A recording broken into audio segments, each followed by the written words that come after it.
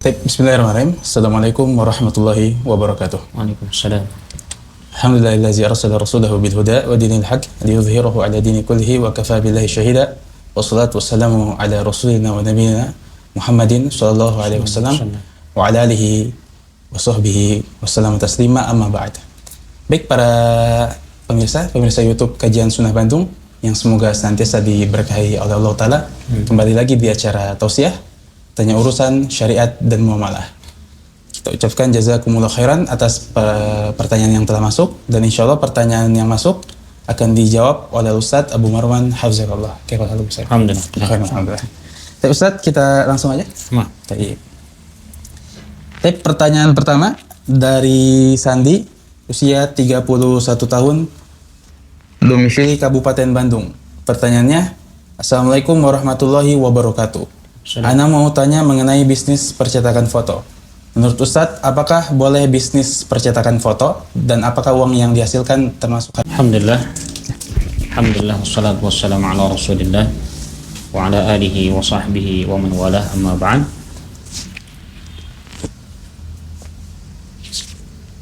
Untuk masalah foto sendiri, sebenarnya hal ini tergantung penggunaannya atau tujuannya. Ya. Apabila foto seseorang memoto, kemudian hasil fotonya itu untuk hal-hal yang bermanfaat atau hal-hal yang dibutuhkan, hal-hal yang darurat, ya. Sebagaimana di negeri kita itu dibutuhkan untuk mungkin sebagai KTP, ya, atau mungkin surat-surat yang lainnya yang diperlukan di situ, ya, biodata, kemudian ditampilkan ya fotonya. Maka hal ini ya bukan perkara yang dilarang, insya Allah, ya. Dan ini ditegaskan oleh para ulama, barakallahu fikum. Namun foto itu sendiri bisa jadi perkara yang ya dilarang kalau seandainya hanya untuk dikumpulkan, untuk dijadikan album, ditaruh ya dibukukan, ya dialbumkan, atau dipajang, ya dipajang di dinding. Nah, ini ya alal aqal ini perkara yang tidak ada manfaatnya, atau bahkan ini bisa wasilah ya terjadinya kesyirikan kepada Allah Subhanahu wa taala. Karena kita ketahui pada zaman Nabi Nuh alaihi salam awal kali terjadinya kesyirikan di antaranya hal ini, ya. Di antaranya hal ini, yakni fasawwaru tilkas suwar, yakni membuat gambar orang-orang saleh kemudian ditempel di tempat-tempat ibadah yang tujuannya untuk memberikan semangat mereka beribadah. Ya, awalnya seperti itu, hanya untuk menyemangatkan mereka mengingat orang-orang soleh sehingga mereka ya kembali semangat untuk melaksanakan ibadah. Namun akhirnya falam manusia obidat, ketika ilmu itu dilupakan, yang akhirnya apa? Yang akhirnya disembah. Nah ini bisa menjadi wasilah kesyirikan kalau seandainya sampai diagungkan, ya sampai diagungkan. Ya mungkin keadaannya sekarang bisa atau banyak terjadi, kemudian dipajang ya kiai ini atau fulan ini yang diagungkan, ya yang jadinya tadi disembah, ya tadinya wasilah menjadi untuk melakukan kesyirikan. Ini yang pertama, ini yang paling berbahayanya tentunya. Kemudian yang kedua tentunya ketika seorang memoto, apalagi kalau seandainya yang dipoto bukan ya yang tidak diperlukan, kemudian hal itu memoto wanita yang bukan mahramnya, ya, yang bukan mahramnya, yang memperlihatkan aurat. Apalagi kalau seandainya melepas hijab syar'iyyah, ya terlihat aurat-auratnya. Nah ini jelas, jelas ta'awun 'alal itsmi wal 'udwan, ya, saling tolong menolong di atas kejelekan, ya, kejelekan, kemaksiatan kepada Allah Subhanahu wa taala, menyebarkan ya pintu-pintu syahwat, ya. Pintu-pintu syahwat. Kalau seandainya itu sebab kita, dengan foto itu kemudian disebar gitu ya. Fotonya bagus, fotonya Masya Allah gitu. Kemudian hal itu disebar, dipajang. Padahal ya gambarnya gambar wanita. Nah ini. Jadi secara asal memang foto ini bisa dibawa kepada kebaikan, ya, atau perkara yang mubah, boleh, ya. Namun di sisi yang lain banyak bentuk madaratnya, kemadaratannya tadi, ya, yang paling fatalnya, yang paling besarnya, wasilah melakukan bentuk kesyirikan kepada Allah Subhanahu wa taala, memalingkan ibadah kepada Allah Azza wa Jalla, seperti pengagungan terhadap orang yang diagungkan, ya, ditokohkan, ya, kayak kiai atau siapalah, ya, kemudian dipajang fotonya, disembah, gulu, ya, terjadinya gulu terhadap orang-orang saleh. Nah, ini wasilah yang terbesar gitu ya, musibah yang terbesar dikarenakan foto. Nah, atau tadi mungkin hanya jatuh ke dalam bentuk kemaksiatan, tidak sampai syirik tapi ya bentuk kemaksiatan. Maka ya tinggal, maksudnya setiap kita bisa menilai mana yang aslah baginya, mana yang paling baik baginya. Ya, kalau seandainya banyak madarat di sana untuk kita moto dan yang selainnya, ya, apalagi kemudian itu secara umum gitu ya, dibuka secara umum, ya, orang yang masuk, orang yang faham tentang hukum, yang hukum syariat, ada yang tidak tahu hukum syariat, ya, maka ini tentunya madaratnya akan lebih besar, ya. Maka sekali lagi, ya, dia bisa melihat mana yang lebih baik, ya, yang lebih maslahat bagi dia. Kalau seandainya hal itu tidak jelas, ya, banyak motornya, sebaiknya tinggalkan. Adapun secara hukum upahnya, nah, Allah alam, tidak ada larangan di sana, ya, tidak ada larangan di sana. Nah, secara upahnya tidak ada kemudian dalil yang menunjukkan hal itu tidak jelas haram gitu. Karena tadi bisa jadi digunakan untuk perkara yang mubah atau perkara yang ya haram tadi. Sebagaimana pisau, ya. Maksudnya pisau ini bisa dipakai untuk memotong sesuatu yang bermanfaat, namun bisa juga untuk berbuat maksiat, ya, membunuh, menzalimi orang dan yang selainnya. Nah, ini Allah alam, ya. Jadi ya sekali lagi, ya, asalahnya lebih baiknya ya hal ini tinggalkan, pekerjaan ini tinggalkan. Masih banyak hal yang lain, pekerjaan yang lain, ma'isyah yang lain yang mungkin bisa dia jalani, yang lebih terjaga dan lebih barakah tentunya. Nasallahu taufik. Mungkin ini yang bisa Anda jawab. Wallahu a'lam bissawab. Barakallahu. Tip pertanyaan kedua dari Kris, usia 28 tahun, domisili Ciamis. Pertanyaannya, saya seorang ibu pekerja, yaitu guru. Saya mempunyai 2 anak berusia 6 bulan dan 4 tahun. Saat ini saya pindah tempat kerja yang jam kerjanya cukup menguras tenaga dan pikiran. Ditambah tempat bekerja saya sekarang tidak memperbolehkan untuk membawa anak. Sementara ini anak saya diasuh oleh ibu saya, yaitu nenek mereka.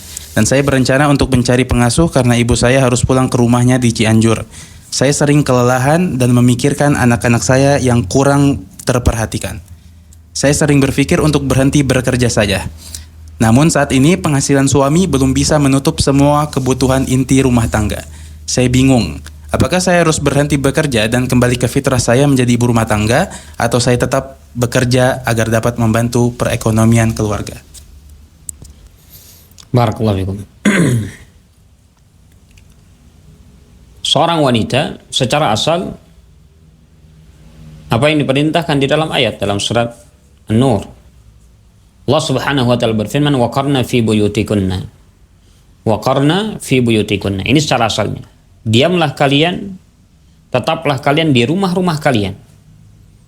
Ini secara hukum asal. Kalau seandainya tidak ada hal yang perlu untuk seorang perempuan keluar, hajat untuk keluar, ya, atau diizinkan untuk dia keluar, maka secara asal dia tinggal di rumahnya, tinggal di tempat tinggalnya, ya, tidak keluar dari rumahnya. Adapun masalah hukum bekerja di luar dibahas oleh para ulama. Asy-Syaikh Ibnu Baz rahimahullah, ya, dan Asy-Syaikh Muhammad Ibnu Shalih Al-Utsaimin rahimahullah juga pernah ditanya tentang hal ini.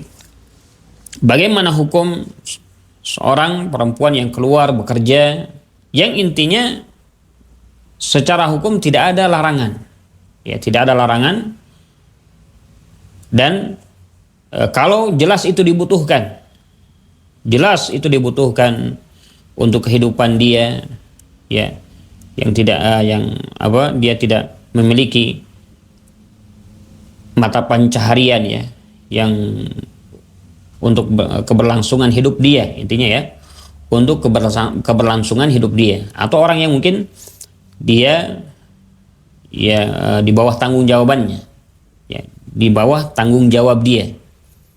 Jadi, maka di sini diperbolehkan seorang perempuan keluar mencari pekerjaan, dan tentunya dengan syurut, dengan syarat-syarat. Yang tadi, yang pertama kali memang darurat, ya, atau sangat dibutuhkan untuk kehidupan dia, atau orang yang di bawah tanggung jawabnya contohnya. Nah, ini nggak jadi masalah. Kemudian juga tetap menjaga hijab syar'iyyah. Tidak boleh kemudian dikarenakan itu dia lepas hijabnya, ya, terbuka auratnya dan yang selainnya. Ini kalau seandainya harus dibuka auratnya dikarenakan pekerjaan tadi, nah ini, ya, tidak boleh, haram. Ya, haram untuk dia keluar bekerja dengan bentuk seperti itu. Atau mungkin ada ikhtilat, campur baur di sana. Ya, atau mungkin dia akan ada waktu, ya, berduaan dengan lawan jenis di satu ruangan, mungkin jadi, ya, di situ, ya, ada laki-lakinya, kemudian dia pun di situ, salam. Nah ini, ya, akan menimbulkan fitnah, akan menimbulkan hal-hal yang dilarang di dalam syariat ini, ya, dilarang di dalam syariat ini. Dan, ya, sebenarnya syariat ini sangat-sangat menjaga hak perempuan, menjaga, ya, keadaan perempuan ini, ya, kehormatan mereka terutama, ya, kehormatan mereka.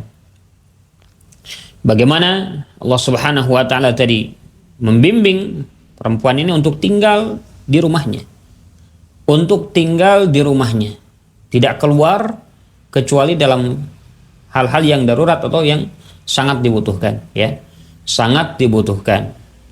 Banyaknya terjadi berbagai macam kejelekan, ya, kerusakan terhadap kaum hawa, perempuan.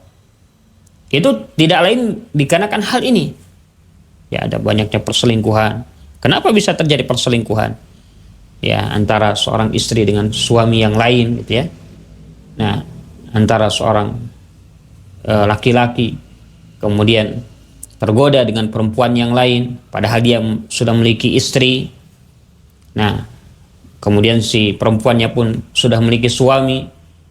Bisa terjadi seperti ini, atau banyak terjadi seperti ini pada zaman sekarang. Apa sebabnya? Tidak lain karena tidak menjalankan hukum Allah Subhanahu wa taala.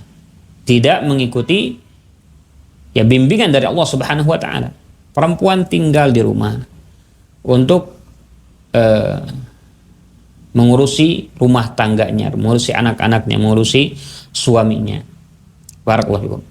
Adapun apa yang ditanyakan tadi, ya, sudah kita sebutkan. Kalau seandainya memang membutuhkan, silahkan, selama syarat-syaratnya terpenuhi tadi, ya.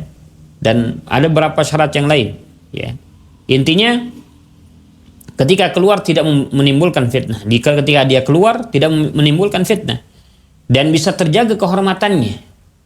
Bisa terjaga kehormatannya, kemudian anak-anak yang ditinggalkannya pun, ya, tetap terpenuhi hak mereka, gitu, ya, terpenuhi hak mereka. Karena anak pun memiliki hak untuk kita didik mereka. Ya, untuk kita berikan nafkah, berikan ya kasih sayang kepada mereka. Barakallahu fikum.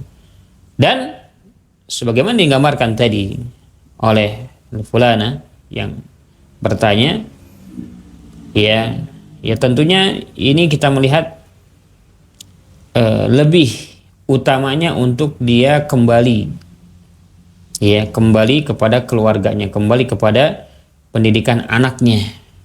Ya, kalau seandainya hal itu bisa memungkinkan. Karena boleh jadi mungkin ya kadang untuk kehidupan ada lah.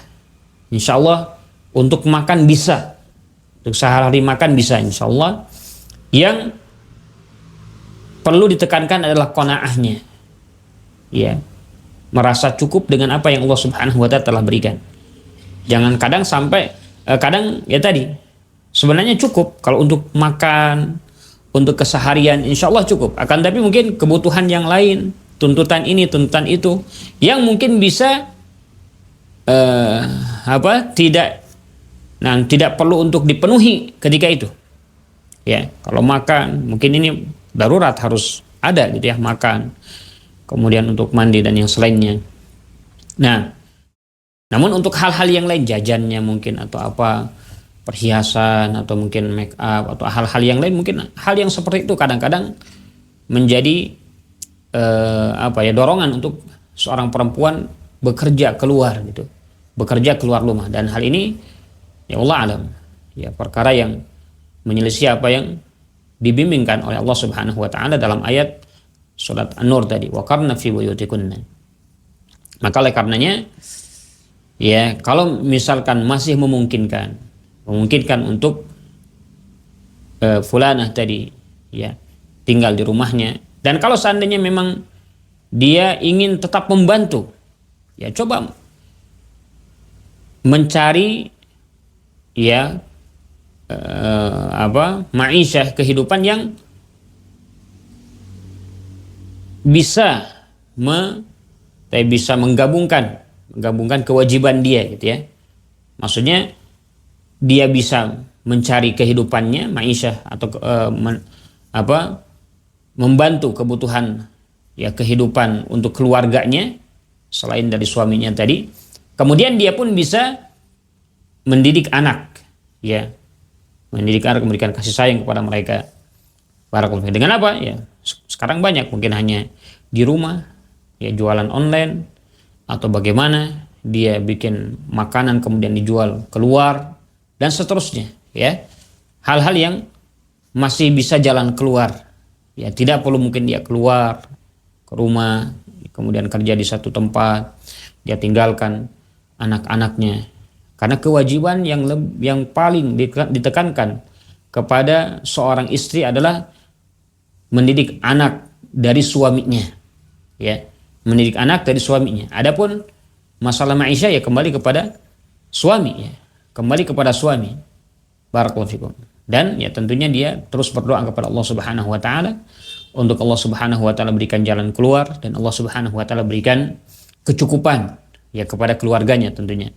Nah ini ya, maka Allah alam ini ya mungkin yang bisa ditempuh ya bagi fulanah tadi, ya, kalau memang masih bisa untuk makan kehidupan sehari-hari dari suaminya, tinggalkan pekerjaan tersebut, kemudian kembali kepada ke rumahnya sambil dia mencari ma'isyah yang lain yang bisa dia lakukan di rumahnya, ya, dan masih tetap bisa menjaga anak-anaknya dan memberikan kasih sayang kepada anak-anaknya. Wallah a'lam. Mungkin ini yang bisa Anda jawab.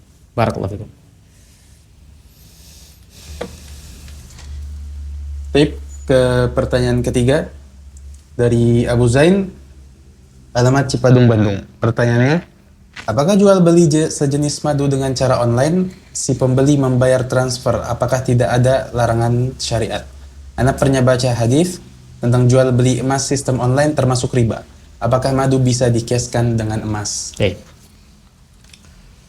Jual beli ribawi, ya, itu khusus untuk harta-harta ribawi.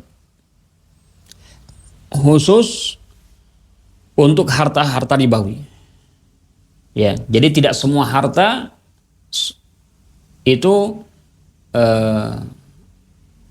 masuk kepada harta ribawi, tidak. Hanya harta-harta tertentu. Seperti emas, perak, ya. Ini jelas harta ribawi. Maka kalau seandainya seseorang membeli emas, ya, atau bertukar emas, ya, maka yang disyaratkan oleh Nabi SAW di dalam hukum Islam ini, yang pertama harus sesuai, harus sama beratnya. 1 gram dengan 1 gram, 2 gram dengan 2 gram, dan seterusnya. Ini kalau seandainya jenis, ya, harta ribawinya sama. Jadi harus sama beratnya, pun. Ya, kurma, gandum, beras itu sama, ya. Kalau seandainya ingin ditukar beras dengan beras pun harus timbangannya harus sama. 1 kilo ya 1 kilo lagi. Jangan 1 kilo beras ditukar dengan 2 kilo beras. Nah, ini riba namanya. Ya, ini riba namanya. Emas pun seperti itu, ya. 1 gram dengan 1 gram. Kemudian syarat yang kedua harus langsung. Kalau harta ribawinya sama jenisnya. Ya. Illaha waha. Jadi langsung tunai, ya. Tangan ke tangan. Illa yadan biyadin. Yadan biyadin. Kata Nabi SAW, harus yadan biyadin, langsung tunai di waktu itu. Nah, emasnya 1 gram, kemudian ya emas ditukar dengan emas 1 gram. Nah, ini kalau seandainya harta ribawinya sejenis, ya. Sejenis. Namun kalau seandainya harta ribawinya itu berbeda jenis. Harta ribawinya berbeda jenis. Contohnya membeli emas dengan perak. Nah, ini ya tidak perlu sama beratnya. Ya. Fa idza ikhtalafa al-ajnas fabi'u kaifa syi'tum. Kalau seandainya beda jenisnya, maka berjualanlah ya sesuai dengan kehendak kalian. Maksudnya boleh 1 gram emas ditukar dengan 100 gram perak, ya, atau 1 kilo kurma dibeli dengan 2 kilo beras, gitu. Ini nggak jadi masalah, ya. Nah, ini nggak jadi masalah. Ya, namun yang harus dipenuhi syaratnya apa? Madama yadan biyadin. Tapi harus langsung, gitu. Kalau tadi ukurannya boleh berbeda karena beda jenis hartanya, tapi karena masih harta ribawi, dia harus apa? Harus langsung yadan biyadin. Harus yadan biyadin, langsung bayar, ya. Langsung bayar. Barakallahu. Tidak boleh kemudian menunggu 1 kilo dulu, ya disimpan selama 2 hari baru dibayar dengan 2 kilo beras tadi. Nah, ini nggak boleh. Ini juga ya ribawi. Barakallahu. Bagaimana dengan madu? Intinya kita kembali kepada pertanyaan. Madu bagaimana? Madu itu bukan harta ribawi, ya. Madu itu bukan harta ribawi. Sehingga boleh, silahkan kalau madu dijual, apalagi dengan dijualnya dengan uang, ya. Nah, dia mau jual berapapun, kemudian cara pembayarnya pun nggak jadi masalah, dihutangkan, ya, dihutangkan dulu, nanti bayarnya, contohnya, ya, atau bagaimana, ya, langsung pun nggak jadi masalah, ya, membayarnya dengan transfer itu pun nggak jadi masalah, insya Allah. Karena madu, sekali lagi, madu ini bukan harta ribawi. Ada yang menyebutkan bahwasannya madu ini harta ribawi, namun yang sahih apa yang disebutkan dalam hadis bukanlah harta ribawi. Madu itu bukan harta ribawi, sehingga tidak dipersyaratkan harus sama, ya. Kalau seandainya membeli madu satu dengan madu yang lainnya harus timbangannya harus sesuai, boleh. Kalau seandainya mungkin saya punya madu hutan, dia punya madu ternak, misalkan madu hutannya 1 kilo, kemudian ditukar dengan madu ternak 2 kilo, nggak jadi masalah insya Allah. Ya, atau tadi bayarnya nanti dihutangkan dulu, maka itu pun nggak jadi masalah. Wallahu a'lam bishawab. Ini mungkin ya yang bisa Anda jawab. Wallahu a'lam. Tip pertanyaan keempat dari Adi, usia 26 tahun, domisili Bandung. Pertanyaannya, perusahaan termasuk zalim tidak jika menyuruh pekerjanya lembur tapi tidak memberi uang tambahan? Terima kasih Ustaz. Barakallahu fiikum. Biasanya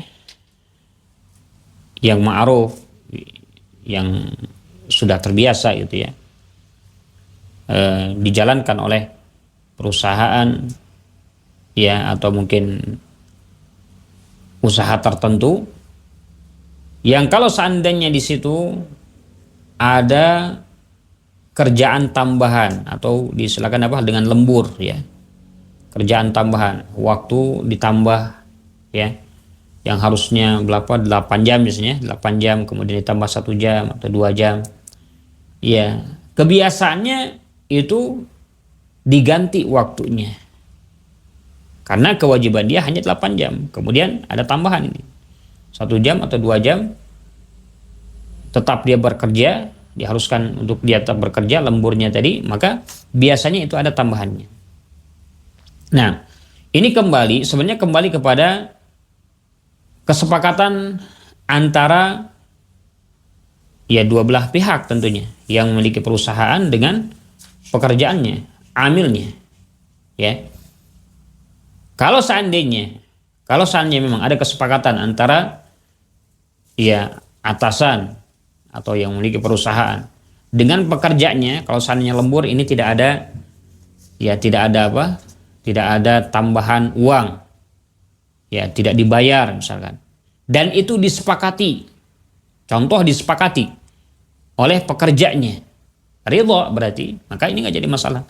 Tapi kalau seandainya ya tadi secara kebiasaannya ya ini ada lembur misalkan, kemudian tidak diberikan oleh atasannya tadi, padahal lembur ini kewajibannya hanya 8 jam, nah ini jelas zalim ya, zalim yang harusnya ya dibayar ya, karena memang kesepakatannya hanya 8 jam dan ini ada tambahan pekerjaan, tambahan waktu untuk bekerja, yang itu tentunya harus dibayar, harus diganti. Nah ini ya, nah, sekali lagi ini kembali kepada kesepakatan awal antara perusahaan dengan pekerja ya. Selama dijalankan sesuai dengan kebiasaan tadi, kalau lembur tetap ada jatah gitu ya, tambahan untuk mengganti waktu yang ya diambil oleh perusahaan tetap untuk bekerja. Nah ini kewajiban untuk perusahaan untuk membayar. Dan kalau seandainya tidak membayar berarti ya jelas zalim di sini. Ya perusahaan itu zalim terhadap umalnya, pekerjanya. Nah, namun kalau seandainya tadi ada kesepakatan di awal tadi seperti itu ya wallah alam, ini tidak ada masalah. Barakallahu fikum. Gini yang bisa Anda jawab. Barakallahu. Wallahu a'lam bishawab.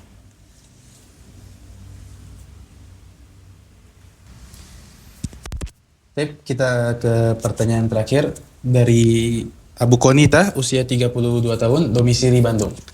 Pertanyaannya, Bismillah, Ustadz, ana pernah jadi imam, lalu bangkit ke rakaat kedua. Makmum mengira harusnya sudah tasyahud awal. Dan awalnya ana yakin kalau itu belum tasyahud awal. Tetapi mereka terus-menerus mengucapkan subhanallah. Akhirnya ana pun jadi ragu. Tapi tetap ana melanjutkan sholat. Di akhir sholat, makmum pun meminta maaf karena salah dan ana memberitahu kalaupun ana salah, dan ana memberitahu kalaupun ana salah, tetap ikuti dan yang luput itu bisa diganti. Apakah yang ana lakukan ini sudah benar Ustadz? Barakallahu fikum. Nah, terkait dengan gerakan sholat yang ditinggalkan, jadi para ulama membahas ya, jadi selama yang ditinggalkan adalah bukan perkara rukun, maka ya tidak mengapa. ya tidak mengapa kalau seandainya terluputkan, ya tidak dilakukan. Dan kalau seandainya yang ditinggalkan itu perkara yang wajib, maka diganti dengan sujud sahwi. Ya, dan sudah pernah juga atau ya disebutkan dalam fatwa, kalau seandainya toh dia pun lupa untuk sujud sahwi, padahal dia meninggalkan perkara yang wajib, dia lupa sujud sahwi, tetap sholatnya apa? Sah, ya. Nah, tetap sholatnya sah. Dan kalau yang ditinggalkan perkara yang sunnah, sesuatu yang disunnahkan oleh Nabi SAW, maka tidak ada kewajiban untuk sujud sahwi dan tidak ada kewajiban untuk mengulang sholat. Nah, yang ya ditinggalkan kemudian harus diulang sholatnya itu tidak lain ketika dia meninggalkan sesuatu yang rukun. Ya, sesuatu yang rukun. Nah ini. Adapun masalah yang ditanyakan tadi oleh al-akh, ketika seorang imam mengimami makmum, kemudian imam ini yakin dengan sholatnya, bahwasanya dia harusnya memang berdiri, tidak tasyahud awal, ya, maka secara asal sholat itu yubna ala yakin, dibangun di atas keyakinan kita, dibangun di atas keyakinan kita. Nah ini secara asalnya, ya, kalau misalnya memang dia yakin ini tidak tasyahud, ya karena memang baru satu rakaat, ya bangun atas keyakinan dia, bangun atas keyakinan dia, dan dia sudah benar untuk tidak mengikuti makmum. Yang kadang makmum sendiri juga yang lupa gitu, bukan imamnya, makmum sendiri yang lupa. Mungkin kadang ya 1-2 makmum, ya. Dan apa yang diucapkan tadi, ya tadi harus ditafsil, harus dirinci, ya. Jangan kemudian makmum itu terus ngikut kepada imam bagaimanapun gerakan imam, bukan seperti itu. Ya, kalau seandainya yang ditinggalkan tadi sunnah atau wajib, maka tetap bagi makmum untuk mengikuti imam. Ya, walaupun imam meninggalkannya. Ya. Tapi tadi kalau seandainya imam tadi meninggalkan yang wajib, ya dia harus sujud sahwi dan makmum pun ikut sujud sahwi. Namun kalau seandainya yang ditinggalkan itu adalah rukun, ya, maka tidak boleh kemudian makmum melanjutkan sholatnya ketika sudah ditegur oleh imam melanjutkan sholatnya, ya. Kalau yang ditinggalkan adalah perkara yang rukun, tidak boleh imam melanjutkan sholatnya sementara makmum sudah mengingatkan, ya. Dan makmum tidak boleh kemudian mengikuti karena imam itu sudah meninggalkan perkara yang rukun, yang kalau seandainya ditinggalkan rukun tersebut akan batal sholatnya. Ruku misalkan ditinggalkan, sujud ditinggalkan, ya, duduk di antara 2 sujud ditinggalkan contohnya. Maka di sini makmum harus mengingatkan, jelas harus mengingatkan sampai imam, ya, memperbaiki sholatnya, karena ini rukun yang ditinggalkan. Kalau seandainya rukun yang ditinggalkan, ini tidak sah sholatnya, akan batal sholatnya. Nah ini, ya, maka sekali lagi tadi perlu dirinci, ya. Perlu dirinci bagi imam tadi yang menjelaskan kepada makmum, kalaupun saya meninggalkan sesuatu dalam gerakan sholat, ikuti, ya, enggak mutlak seperti itu, ya, tidak mutlak seperti itu karena bisa diganti, enggak, karena ada perkara yang tidak bisa diganti, yakni rukun sholat ini tidak bisa diganti dengan sujud sahwi, tidak boleh, tidak bisa diganti dengan sujud sahwi. Perkara wajib saja yang bisa diganti dengan sujud sahwi. Ya, misalkan tadi meninggalkan tasyahud awal apa hukumnya? Wajib, tidak sampai rukun, ya. Atau dia meninggalkan bacaan zikir di ruku sujud misalkan, dia lupa misalkan tidak dibaca, kemudian dia ganti dengan sujud sahwi, maka ini boleh. Wallahu a'lam. Ini yang misalnya. Baik, alhamdulillah, jazakumullah khairan kepada Ustaz yang telah memberikan ilmunya kepada kita semua. Semoga Allah memberikan berkah kepada dunia dan terus memberkahi. Amin. Tak lupa juga kepada para penanya, jazakumullah khairan atas pertanyaannya. Kita selaku panitia atau kru yang bertugas memohon maaf atas kekurangannya. Akhir kata kita cukupkan dengan doa kafaratul majelis. Subhanakallahumma wa bihamdika asyhadu an la ilaha illa anta astaghfiruka wa atubu ilaik. Wassalamualaikum warahmatullahi wabarakatuh. Waalaikumsalam warahmatullahi wabarakatuh.